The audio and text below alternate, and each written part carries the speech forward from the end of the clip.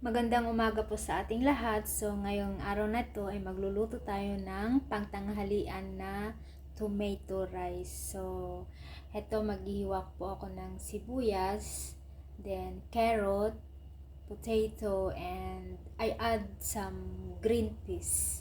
So, panoorin po ninyo ako para kung paano ako magluto ng tomato rice. This is a Indian style.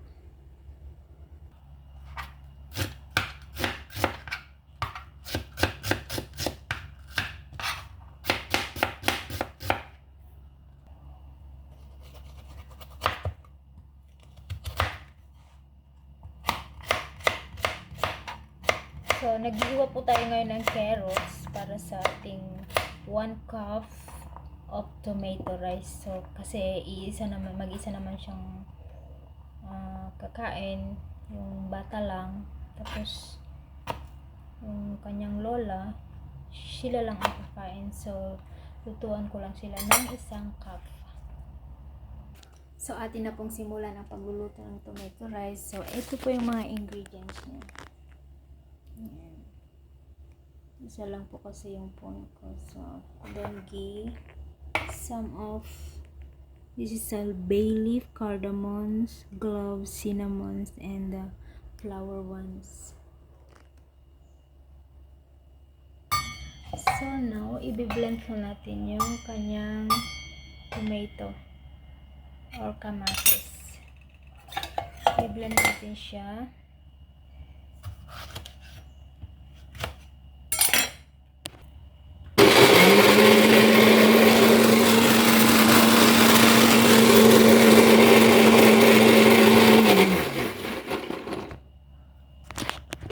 I-blend natin siya na parang juice. Look. This is 1.5 cup of tomato.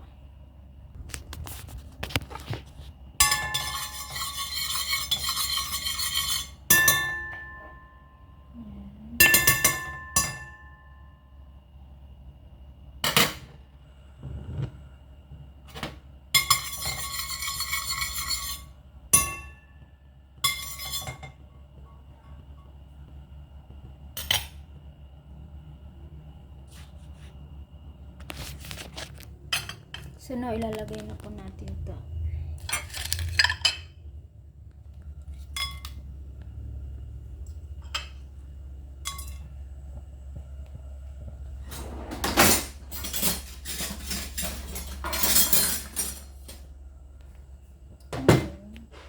Ngayon ay mainit na yung mantika. Tapos, medyo luto na rin yung mga nilagay na dahon-dahon. Ilagay natin yung tomato.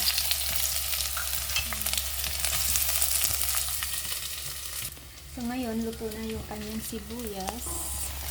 Lagyan po natin siya ng 1.5 tea of ginger paste. Yep.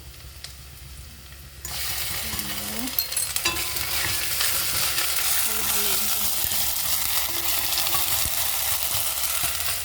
Tapos, isusunod na natin ilagay yung mga vegetables na carrot, potato, and green peas.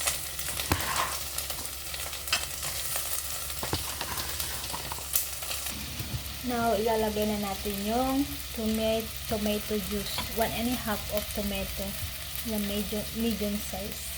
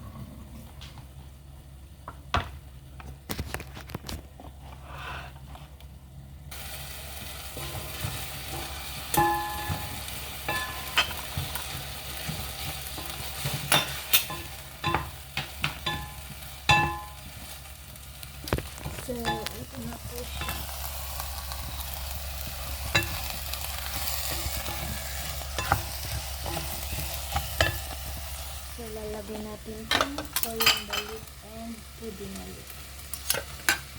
Tapos susunod natin yung 1 cup of coconut milk, 1 cup of water, and 1 cup of coconut milk. Now, ilalagay na po natin itong puਦੀna. And then, some of coriander leaf. We just put a little bit.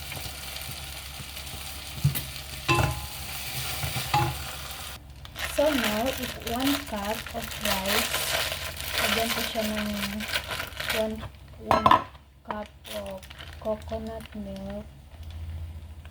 Ayan. 1 cup po siya.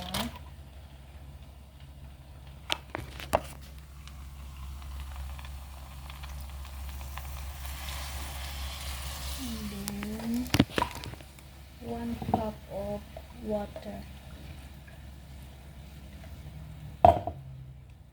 1 cup of water po ito.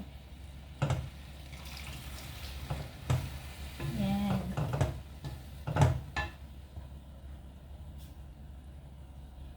So, tapos na po natin mailagay yung coconut milk o gatas ng niyog.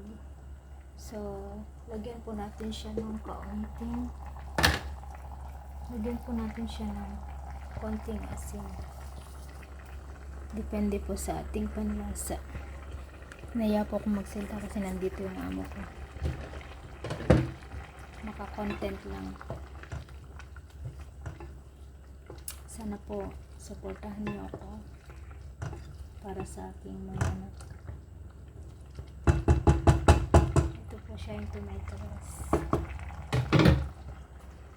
So ito siya, lulutuin natin siya ng 5 minutes dito. Yan. 5 minutes in a low flame. Not too much low flame, just like less of medium flame. So ayan, tapos na po yung 5 minutes. Ililipat po natin siya dito. And then 5 minutes again. Yan, linipat ko na po siya. So, lutuin po natin siya dito ng 5 minutes.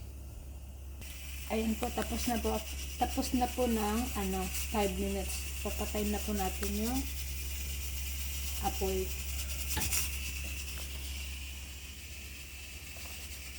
So, eto na po siya, luto na siya. Tapos, hahaluin po natin siya para hindi po siya magdikit-dikit. Yan. Yan, parang isang baligtad lang ganun. Slowly. Yan. So, bango-bango, sarap. Yan. So, yan, ganyan po siya, luto na siya. Yan. Please po, subscribe po ang aking channel. Maraming salamat po. Thank you. Bye-bye. May God bless you all. Mahina po ang aking boses kasi baka marinig ng amo ko. Bye-bye po.